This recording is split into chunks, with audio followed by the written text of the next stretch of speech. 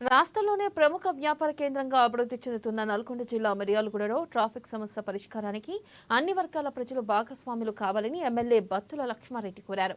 Municipal శాఖ ఆధ్వర్యంలో స్థానిక ఫ్లైఓవర్ బ్రిడ్జ్ వద్ద నుంచి చేపట్టిన ట్రాఫిక్ అవగాహన ర్యాలీని డీఎస్పీ రాజశేఖర్ రాజుతో కలిసి ఆయన ప్రారంభించారు. రాష్ట్రంలో మిగతా ప్రాంతాల కంటే భిన్నంగా ఒకే ఒక ప్రధాన రహదారి కలిగి ఉన్న మిర్యాలగూడ పట్టణంలో ట్రాఫిక్ సమస్య రోజురోజుకి జటిలంగా మారుతుందన్నారు. అన్ని ప్రధాన వ్యాపార సంస్థలు ఒకే రహదారిపై విస్తరించి ఉండడం మూలంగా సాగర్ రోడ్డుపై ట్రాఫిక్ సమస్య తీవ్రతరంగా ఉందన్నారు.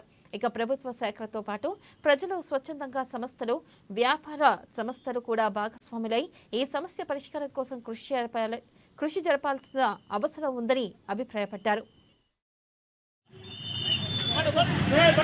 మిర్యాలగూడ పట్టణంలో ఈరోజు గౌరవ ఎమ్మెల్యే గారి ఆధ్వర్యంలో, మున్సిపల్ శాఖ వారి ఆధ్వర్యంలో, వారి సహకారంతో ఒక భారీ ట్రాఫిక్ అవగాహన ర్యాలీ తీయడం జరిగింది.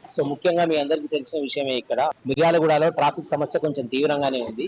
దానికి అనేకమైన కారణాలు ఉన్నాయి. దాంట్లో అతి ముఖ్యమైన కారణం మిర్యాలగూడ పట్టణం అంతా కూడా 1 కిలోమీటరు రోడ్డు మీద కేంద్రీకృతమై ఉండటం వలన ఈ సమస్య ముఖ్యంగా ఉంది.